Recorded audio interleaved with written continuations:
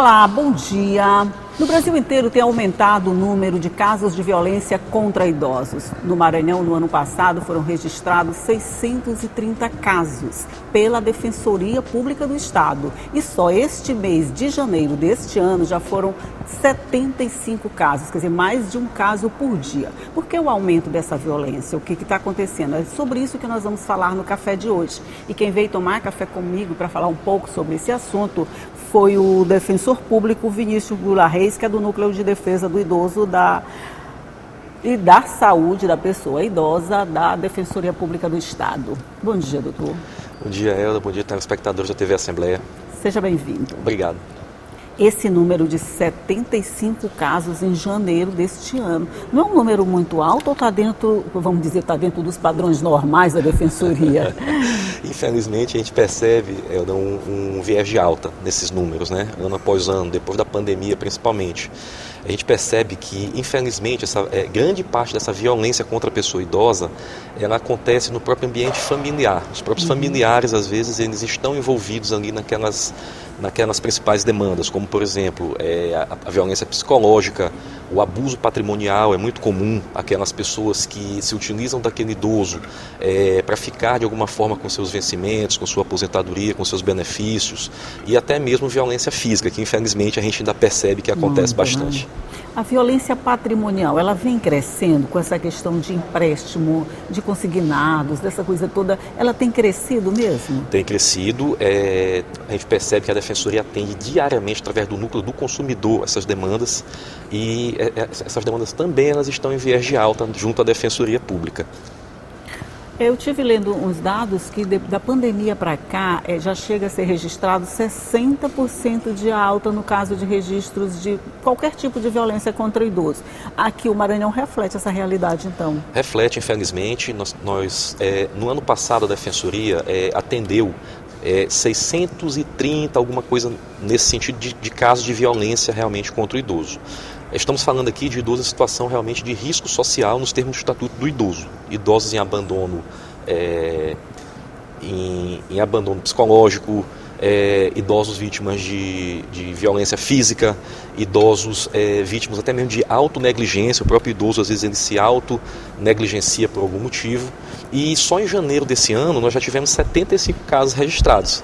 Mas eu achei esse número tão exagerado, quer dizer, é mais de um por dia. Exatamente. Quer dizer, são mais de 2 por dia, né? O mês só tem 30 dias, Perfeito. No caso de janeiro, 31. Perfeito. São mais de 2 casos por dia. Isso só o que chega até as instituições, né? Que chega até a rede de proteção. Existe aí um grande número de casos também subnotificados. Entendi. Como é que a Defensoria toma conhecimento? É sempre através de denúncia anônima? Como é que vocês chegam? Vocês vão atrás? Como é que se chega como é que chega à Defensoria esses casos? Certo. Esses casos, geralmente, eles chegam através do Disque Denúncia, né? E as pessoas também, as famílias, elas podem procurar a Defensoria ou qualquer outro órgão ou instituição da rede de proteção à pessoa idosa. Aqui no Maranhão nós temos uma rede bastante articulada, né? A Defensoria, o Ministério Público, a Delegacia da Pessoa Idosa. Nós temos também os conselhos, tanto estadual quanto municipal, todos conversando entre si para prestar o melhor tipo de serviço possível, né, nessas situações. Então, muitas das vezes a gente fica sabendo realmente por familiares ou por vizinhos que presenciam aquela se a família está envolvida, ela não denuncia. Exatamente. Não, né? Mas tem um vizinho Perfeito. Que pode fazer. Acontece muito de vizinhos denunciarem. Às vezes os próprios funcionários do CRAS ou CRES da região também levam isso até a Defensoria, até o Ministério Público. Punição, doutor? Qual é o tipo de punição, por exemplo, para uma família que explora um idoso, seja através da negligência com a saúde, Sim. seja através da violência patrimonial? Que tipo de penalidades essas pessoas incorrem? Sim. Nós temos aí vários tipos penais no próprio Estatuto do Idoso, né, que é mais voltado para essas condutas de abandono, de abuso financeiro, e também a gente pode ir até mesmo para o próprio Código Penal, quando a gente fala das violências realmente físicas, né, que podem descambar até para uma tentativa de homicídio, como já aconteceu, mesmo lesões corporais graves, né, então a gente pode descambar aí até mesmo para tipos penais mais graves previstos no Código Penal. Tá. Pode dar cadeia? Pode sim, alguns casos, principalmente envolvidos com a questão da violência em si, pode sim, pode chegar a dar cadeia sim. A gente está falando aqui do idoso, a gente está falando dele como se fosse uma pessoa bem incapaz, que está sofrendo tudo isso, mas tem alguns bem autossuficientes. Um idoso sozinho, ele chega lá para fazer denúncia? O idoso é muito raro isso acontecer, porque infelizmente a gente percebe que o ser humano assim, se acostuma com qualquer condição. Eu vou contar um caso aqui que me marcou muito, foi um resgate que nós fizemos de uma idosa há um tempo atrás. Essa idosa, ela residia ali próximo ao Hospital Guarás, né? E nós fomos toda a rede para fazer esse resgate. Nós já tínhamos a questão do estudo social todo do caso, sabíamos o que estava acontecendo. Era uma idosa que tinha 2 aposentadorias, ela era professora estadual e municipal, tinha uma renda que daria para viver tranquilamente numa condição digna, e ela vivia junto com o sobrinho. Esse sobrinho cometia abuso patrimonial, ele de alguma forma se apropriava desses benefícios da idosa, e a idosa estava num completo abandono. Quando nós chegamos na casa, o sobrinho não estava, ele conseguiu se evadir, e nós percebemos a gravidade da situação. A casa não tinha nenhum móvel, tinha apenas uma rede onde a idosa passava o dia dormindo nessa rede. A idosa estava há semanas sem tomar um banho, a casa não tinha água, a casa estava coberta de lixo, tinha rato na casa, encontraram uma cobra no dia na casa. A água que tinha na casa, meu pai do céu. Por incrível que pareça, a água que tinha na casa, eu tirei até fotos no dia, era como se fosse um balde, uma bacia grande fora, cheia de larva. É uma água completamente imprópria para o uso. Usava. Exatamente. Então nós conseguimos fazer o resgate dessa idosa. Ela inicialmente foi para uma casa de acolhimento temporário, né, ficou institucionalizada nessa casa, abrigada nessa casa, e depois ela foi residir com uma irmã. Nós conseguimos essa proximidade de vínculo familiar com uma irmã. E hoje ela está super bem, ela está realmente uma pessoa que está administrando seu patrimônio, seus benefícios, né, suas aposentadorias, e com completa autonomia. Mas eu acho que até o senhor me respondeu, mas perguntar, quando eles são encontrados nessa situação, ou quando não tem um familiar responsável, quer dizer, que não seja o irresponsável que está do lado, que tem alguém responsável, o que fazer? Eles são encaminhados para os lares? Como é que é? Certo. Nessa situação em específico, existem as instituições de longa permanência para pessoas idosas, e LPIs é o que se chamava de asilo. A gente não chama mais de asilo, não. Exato, né? Se chamava de asilo antigamente, hoje nós chamamos de LPI, pela sigla, né? Instituição de longa permanência para pessoas idosas. É um nome longo, né? Mas, enfim, essas instituições, elas têm a característica de serem residências, né? Elas não têm nenhum tipo de grade ou de que a pessoa se sinta presa. Não, é uma casa, né, onde os idosos convivem ali de uma forma comunitária, né? Então, para muitos idosos, acaba sendo uma experiência muito boa, porque além de você ter todo o cuidado ali, com cuidadores, você tem médicos que vão toda semana e tem um acompanhamento realmente muito bom, você começa a fazer novas amizades, né? Você conversa, tem pessoas da sua mesma faixa etária, quase com os mesmos interesses, exato, né? Os mesmos interesses. Ser uma boa opção, não pode ser, não? É melhor do que viver num lar onde é abusado, mesmo que seja um lar familiar. Com certeza. Não sei se eu estou falando besteira, gente, mas eu acho com certeza, com certeza, você tem toda a razão. E nós temos um grande problema aqui no nosso estado com relação a isso. Para você ter uma ideia, nós temos a nível estadual apenas 40 vagas, que é do Solar do Outono, de instituição 100% pública, porque nós temos, além das públicas, nós temos as particulares e nós temos as beneficentes, né? A grande maioria dos nossos idosos são idosos hipossuficientes, então eles não têm condição de manter, a própria família não tem condição de manter um idoso numa INPI privada, que é a mais barata hoje aqui em São Luís, custa R$ 5.500 por mês. Então, pouquíssimas famílias maranhenses... Esse hotel é caro. Muito caro. Esse hotel é muito caro. Muito caro. Então, são pouquíssimas famílias. Peraí, R$ 5.500 a mensalidade, a mais barata, de uma INPI particular aqui em São Luís. O idoso na ILPI ele vai ter todo o acompanhamento de uma gama de profissionais. No entanto, é um serviço caro, né? E existe uma previsão constitucional e legal do poder público criar vagas de ILPIs para pessoas idosas que não se encontrem abrigados pela sua família. Ou seja, um idoso que está numa situação de rompimento de vínculos familiares. Esse idoso, se ele estiver numa autonegligência, ele estiver numa situação de risco, o poder público tem o dever de acolhê-lo numa instituição. E hoje nós temos um grande problema, porque nós temos apenas 40 vagas na INPI, que é o salário autônomo, a nível estadual. Nós estamos falando de um estado de 7 milhões de habitantes. Se nós pegarmos aí o percentual de idosos pelo último censo do IBGE, o Maranhão tem cerca de 700 mil idosos aproximadamente, um pouco mais. Se você pegar 40 vagas, é praticamente nada, né? O município de São Luís também oferece o serviço, mas apenas com 20 vagas. Então, nós teríamos 60 vagas. 60 públicas, totalmente públicas. Sim, Fora sim, isso, nós temos, vamos falar da pública, porque essa isso. mensalidade ali me assustou muito, eu vou deixar ela de lado. É muito caro, realmente. É muito caro, né? Mas nós vamos fazer só um intervalinho aqui na nossa conversa e voltamos para falar sobre esse assunto, que cuidado com o idoso é um assunto interessante e muito complicado, mas a gente volta já e continua falando. É só um minutinho, eu volto já.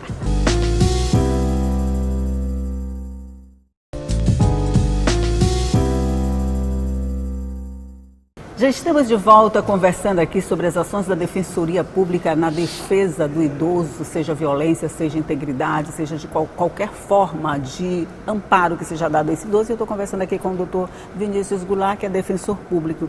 Você falou uma coisa interessante aí com relação a rompimento de vínculos familiares. Isso é uma situação comum para o idoso, não é não? Bastante comum, bastante comum. Esses idosos que geralmente estão em abandono, se encontram aí vítimas de algum tipo de violência, geralmente ou um rompimento do vínculo, quando não há nenhum tipo de contato mais entre o idoso e a sua família, natural ou substituta, e também existe a situação de vínculos fragilizados. A gente está percebendo. A gente fala, só vou lhe interromper, fragilizado é quando ele já está quase rompido. Isso, assim, quase rompido. Só falta isso para romper. Um puxãozinho. Porque nós temos a situação hoje que a população tem envelhecido muito, né? E as pessoas têm cada vez menos filhos. Isso, então nós temos cada vez mais situações de idosos que sempre tiveram um grande grau de autonomia. Às vezes esse idoso tem apenas um filho, esse filho às vezes não mora aqui, mora em outro local, né? Até porque hoje as relações de trabalho são muito fluidas realmente. E esse idoso chega numa situação, às vezes, de que ele se encontra sozinho. O filho não está aqui, está em outro local, tem uma dificuldade de ir visitar, do filho vir visitar esse idoso. Então a gente verifica uma situação, às vezes, de uma fragilização dos vínculos. Então a gente tem alguns instrumentos, por exemplo, existe a previsão também legal do que nós chamamos de centro-dia. O centro-dia é o quê? É um centro que está ali apto a receber aquela pessoa idosa para passar o dia, onde ele vai desenvolver diversas atividades e à noite ele pode retornar para sua casa. É para aquele idoso que, por exemplo, ele tem apenas um filho, o filho trabalha o dia todo, não tem como ficar cuidando desse idoso. Quando o filho está por perto, nesse Exato, caso, né? Nesse caso não é o caso de fragilização de vínculo, né? É porque assim, quando a gente fala do idoso em risco, a gente também tem toda uma questão da família por trás, né? Então acontecem situações nesse sentido, de, por exemplo, o filho que trabalha o dia inteiro, esse filho às vezes não tem condição de manter um cuidador para o pai ou para a mãe. Entendi. E ele precisa de um apoio, de um centro-dia, né, que seria o ideal para esse idoso passar esse dia lá e à noite estar ali com o filho. Você não precisaria levar esse idoso para uma instituição de longa permanência, ele preservaria o vínculo com o filho, os vínculos comunitários. Então é uma solução mais barata, né, e também muito eficaz. Quer dizer, esse é o que ainda está no lucro, porque ele tem essa atenção do filho, né? A gente está falando na família cuidadora, né? Exatamente. Mesmo quando é só um filho e cuida do idoso, já está valendo. O que não vale é aquele abandono. É engraçado, criança todo mundo gosta de cuidar. Quando chega na idade já de idoso mesmo, né? A partir de 60, né? 60. Graças a Deus que hoje o pessoal de 60 está todo mundo ativo, está todo mundo... A gente tem esses casos, né, de pessoas idosas com 80 anos que até vivem sozinhas, né? Muito ativos, tem pessoas com grande grau de autonomia. Nós realizamos o atendimento essa semana de uma família que tinha uma idosa de 85, 86 anos, salvo engano, com total autonomia. E a discussão entre os familiares era por conta de... sempre tem, né? Algum familiar, um filho que não quer ajudar e tal. E isso às vezes gera até uma ação de alimentos, alguma coisa nesse sentido contra esse filho que não quer ajudar, né? Isso acontece muito também, é uma situação que a gente enfrenta diariamente. Pode ser acionado judicialmente? Pode ser acionado, sim. Esse filho, ele tem o dever, na verdade, os pais têm o dever de cuidar e de zelar pelos filhos, e os filhos têm o dever de zelar e cuidar pelos pais, quando os pais estiverem idosos, né? Isso inclusive está lá no Código Civil. Só que essa segunda parte acaba esquecida, né? Todo mundo só lembra do primeiro cuidado que a gente tem que ter com os filhos. Exato. Né? Então não é raro nós termos casos em que nós temos, por exemplo, 3 filhos, às vezes 2 cuidam e um simplesmente não quer nem saber, não ajuda com nada, né? Então as famílias procuram a defensoria, né? E tem casos que a gente tenta a conciliação, nós conseguimos muitas conciliações. O nosso núcleo trabalha junto com o CEAPV, nós chamamos de CEAPV, é o Centro Integrado de Prevenção à Violência à Pessoa Idosa. Nós temos uma coordenadora, que é a Isabel Lopes, que ela tem uma vasta experiência na área do idoso. Muito, ela já conversou muito aqui com a gente. Uma vasta experiência. E o CEAPV tem um índice de sucesso muito grande nessas conciliações. Então, as demandas que acabam chegando para a gente, para a parte do jurídico, do núcleo, elas acabam sendo mais reduzidas, porque o CEAPV faz um trabalho realmente muito bom. Pelo CEAPV, exato, já fez essa triagem. Já asfaltou estrada. Exatamente, já tentaram fazer a conciliação, na maioria das vezes conseguem conciliar, fazem as visitas domiciliares para montar os relatórios sociais, que a gente se pauta muito em relatório social, né? Então a gente tem esse apoio lá no núcleo, nós trabalhamos em conjunto e é algo fundamental para a nossa atuação no dia a dia. Eu imagino que vocês encontram situações de todos os tipos, todos os dias, sim, não é? Todos os dias. Mas você já encontrou algum parecido com esse que está na mídia agora? De alguém utilizar já o parente morto para beneficiar? Realmente não, nós já tivemos situações assim, de idosos em abandono bastante drásticas. No entanto, essa situação que passou na mídia ela é realmente bem diferente de tudo que já passou lá pelo núcleo. Eu espero sinceramente que não aconteça por aqui, né? Porque é uma situação tão bizarra que você nem imagina aquilo acontecendo de verdade, né? É verdade. E nós temos, assim, como a gente já falou no começo, um aumento de casos de idosos vítimas de fraude, né? E o Núcleo do Consumidor da Defensoria trabalha diariamente com situações como essa. Inclusive, nós estamos acompanhando de perto um projeto de lei que tramita aqui na Assembleia Legislativa, justamente buscando uma maior segurança nas contratações de empréstimos por pessoas idosas. Sim, porque hoje grande parte dos golpes acontecem por via de telefone, por via de meios que seriam para trazer uma segurança para o idoso, como às vezes um reconhecimento facial, alguma coisa nesse sentido, e que às vezes são utilizados por golpistas e idosos acabam caindo nesses golpes. Entendeu? Pois é, outro dia teve até um que não era de idoso, do reconhecimento facial com as flores, né? Que você recebia, tirava uma foto. Exatamente. E a gente fica tão bobo na hora que faz aquilo. Acaba fazendo como se para pagar alguma coisa você fizesse um reconhecimento facial, né? O projeto de lei que está tramitando aqui na Assembleia, ele trata justamente disso. Ele tenta dificultar um pouco mais isso. Ele pede que o idoso que vá contratar algum empréstimo, que vá pessoalmente, né? Que leia o contrato pessoalmente, né? E, se possível, até que busque assistência jurídica da Defensoria antes de assinar algum empréstimo. A gente está lá para fazer essa assessoria jurídica, né? Outra coisa, antes de contrair empréstimo, ele pode buscar esse apoio. Pode e deve. Esse apoio jurídico, né? Para não ser enganado. Sim. O negócio é que o idoso, ele acaba confiando na boa fé dos familiares, né? Meu filho não vai me enganar, minha filha não vai me enganar, meu sobrinho, até os sobrinhos entram, todo mundo entra nessa hora de enganar, todo mundo entra. Perfeito. E a gente percebe que grande número desses casos são dos próprios familiares. A maioria né? A maioria, até tem os golpe, filhos. Claro que tem, né? Mas a maioria são os familiares. Mas existem casos de violência patrimonial que são os próprios familiares, que se apropriam daqueles benefícios do idoso, não repassam aquele benefício para o idoso.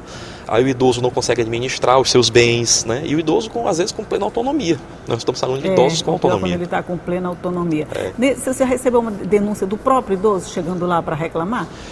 Não é muito comum, é como eu estou falando, o ser humano acaba se acostumando com as mais diversas situações, né? Então aquele idoso que já é vítima de violência patrimonial há um certo tempo, de algum familiar, ele dificilmente vai levar uma denúncia que vai prejudicar o próprio filho, por exemplo. É muito difícil. A gente acaba sabendo disso através de terceiras pessoas, né? De vizinhos, às vezes do próprio CRAS ou CREAS, entendeu? A gente acaba sabendo por terceiros. Mas sempre que é levado para lá, vocês conseguem chegar a um bom entendimento, ou a reabilitação desse vínculo familiar, ou mesmo o empréstimo que pode ser cancelado, essas coisas, sempre dá para encontrar uma solução? Sim. A questão do empréstimo, a gente sempre acaba tendo que levar isso para a justiça, acaba judicializando a situação. As situações de idoso em abandono, a gente vai buscar aí uma ILPI, se for o caso, né, se não tiver realmente nenhum vínculo familiar. E o CEAPV faz um trabalho muito importante nesse sentido, porque o CEAPV sempre vai estar ali tentando tentando buscar algum familiar que esteja apto a conviver com aquele idoso. Entendi. Antes de judicialização, a gente sempre busca uma solução consensual. Né? E nesse caso de buscar o apoio, não é necessário que seja aquele familiar do primeiro grau, não sei se estou falando sério. Sim. É certo. Não precisa que seja o Sim. filho, qualquer familiar disposto a ajudar é bem-vindo. Qualquer pessoa, qualquer vizinho, qualquer familiar, qualquer pessoa na rua, qualquer pessoa que esteja verificando aquela situação de violência, está apto a levar essa denúncia para qualquer órgão da rede. Não, eu falo com relação ao auxílio depois, por exemplo, abrigar, cuidar, qualquer pessoa pode ou é necessário que tenha essa relação familiar? Sim, com relação a isso, é muito importante que haja esse vínculo familiar, que o idoso tenha esse vínculo, né? Porque se não houver o vínculo, aí a gente vai para esse caso do idoso que precisa ser institucionalizado. Então é necessário que seja algum familiar. Isso. E LPI. E LPI, Instituto aquele nome de Longa grande. Permanência para Idosos. Aprendi, pronto. Mas eu estou pensando aqui que com 40 vagas não dava para fazer muita coisa. Está sempre lotado, pouco. né? Na verdade, o que acontece, está sempre lotado e a fila de espera às vezes é maior que o número de vagas. O que é que nós temos hoje? A Defensoria tem uma ação civil pública, que nós já intentamos, tem mais de ano essa ação civil pública, em face do Estado, do município, justamente cobrando essa criação de vagas, né? Porque há uma defasagem muito grande. Nós fizemos no começo do ano inspeções em todas as ILPIs aqui da cidade de São Luís, todas as particulares, beneficentes e públicas. E nós temos um trabalho muito bom exercido no Solar do Outono. Nós temos que os idosos que estão ali acolhidos, eles estão Estado, né? Muito bem acolhidos. Nas particulares e beneficentes também. Nós não encontramos nenhum tipo de violação grave e tal, os idosos estão bem acolhidos. O grande problema hoje são as vagas realmente, que são insuficientes. A falta de vaga. Só uma última pergunta, eu acredito que no interior a situação é um pouquinho mais complicada. É bem mais complicada, porque você está falando de uma situação, bora dar um exemplo, um idoso que passou a vida toda morando em Imperatriz. Esse idoso, por algum motivo, teve o vínculo familiar rompido ou fragilizado, precisa vir para uma ILPI. Ele só vai encontrar essa ILPI em São Luís. Então você retira o idoso até do convivência comunitária dele, né? Da região dele. Da região onde ele passou a vida. Então é muito importante que, além dessa criação de vagas, que elas sejam um pouco mais espalhadas pelo Estado. Isso, não tem nenhuma ILPI fora de São Luís? Fora de São Luís nós temos uma em Rosário e temos uma, salvo engano, em Timon, que as prefeituras mantêm, mas com vagas poucas, salvo engano, são 10 vagas em cada, salvo engano. E nós temos muitas beneficentes, né, que são mantidas às vezes pela igreja, pela maçonaria, né? Já alivia um pouco. Já alivia um pouco, né? Mas essas aí também, assim, essas entidades, elas podem cobrar um valor do idoso que está institucionalizado ali, mas limitado até 70% do valor do benefício daquele idoso, né? Então acabam vivendo a maioria delas de auxílios, de subvenções mesmo, né? Entendi. De ajuda de terceiros. Olha, eu acho que a gente passaria a manhã inteira aqui falando sobre esse assunto, ainda teria coisa para falar, viu? Porque é um assunto tão delicado, tão complicado. Acho que o primeiro é muito delicado, né? Porque fala de relações familiares, ou ausência das relações familiares, né? Sim. Aí a gente pega um país que está envelhecendo e que não sabe tratar o idoso. Perfeito. E aí fica bem complicado. E é muito importante que a gente sempre esteja combatendo essa questão do etarismo, como nós chamamos, né? De aquela coisa de você colocar aquela pecha no idoso como se fosse uma pessoa que não serve para nada, que é um incapaz. Idoso é tipo um rótulo, de você não serve mais, né? Hoje nós percebemos, temos pessoas idosas com 80 anos, às vezes mais, que estão em plena atividade, têm a plena autonomia, né? É verdade. Então a gente sempre tenta tirar essa ideia do etarismo. Do etarismo, né? E dar essa visibilidade para o idoso, né? Sim. Até a funcionalidade, trazer de volta a vida, né? Não precisa ficar em casa trancado, não, gente. Com certeza. Não é porque fez 60, 65, 70 ou 80 que você precisa abandonar o convívio social, se trancar em casa, seja lá o que for. Viva a sua vida. Enquanto tem vida, tem esperança e viva ela da melhor forma possível. Doutor Vinícius, muito obrigado por sua participação aqui. Volte sempre, a conversa é muito interessante. A gente que agradece, estamos sempre à disposição. Obrigado. Obrigada, bom dia para você também que está aí do outro lado, que sabe que todo dia eu começo o dia assim com boas notícias, boas informações. E por falar em informação, é hora de Ronald II trazer as informações do Parlamento. Bom dia, Ronald.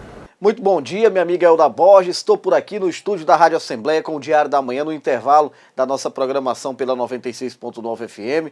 E agora, tendo a satisfação de estar com você aqui no Café com Notícias. Elda, daqui a pouquinho tem sessão plenária no Parlamento Maranhense, será a primeira sessão plenária da semana, portanto, expectativas para o pequeno expediente, momento inicial dos pronunciamentos dos deputados estaduais, para a ordem do dia e para os demais momentos da sessão plenária em que os parlamentares podem fazer o uso da tribuna. Vamos ficar de olho, vamos acompanhar e fazer a cobertura completa desses trabalhos no plenário do deputado Najib Aico. Além disso, hoje é dia de reunião da CCJ, Comissão de Constituição, Justiça e Cidadania, presidida pelo deputado estadual Neto Evangelista. Vamos ficar de olho para ver a produtividade, as matérias que deverão passar pela apreciação da CCJ, que você sabe é a comissão responsável por analisar a legalidade, a constitucionalidade das matérias. É uma das comissões, é de fato a comissão mais demandada da casa, e esse trabalho da CCJ acaba interferindo também na rotina das sessões plenárias. Então a gente vai ficar de olho para ver quais os projetos que deverão ser apreciados e em seguida seguir para o plenário do Poder Legislativo maranhense. Hoje também é dia de sessão solene. Teremos uma solenidade no Parlamento maranhense que vai homenagear a FETAEMA, o MST e também a CONTAG, entidades de representação dos trabalhadores e trabalhadoras do Brasil. Então, portanto, essas entidades serão homenageadas aqui mesmo na Assembleia Legislativa do Estado do Maranhão nesta terça-feira. Amanhã também tem sessão plenária, quarta-feira, e também será dia de encontro no âmbito das comissões. A gente vai aguardar essa movimentação, ver quais as comissões deverão se reunir para trazer a cobertura completa. Na quinta-feira já há também uma agenda voltada para uma solenidade que deve homenagear as mulheres empreendedoras do estado do Maranhão. Enfim, os próximos dias de muita movimentação, e hoje, terça-feira, a gente sabe que acaba tendo uma movimentação bem ampla, tanto pela manhã quanto pela tarde, em razão aí dessa solenidade, em razão da sessão plenária de daqui a pouquinho e também dos trabalhos da CCJ. A cobertura completa você acompanha por aqui pela 96.9 FM e também pela programação da TV Assembleia. Elda Borges, eu volto com você.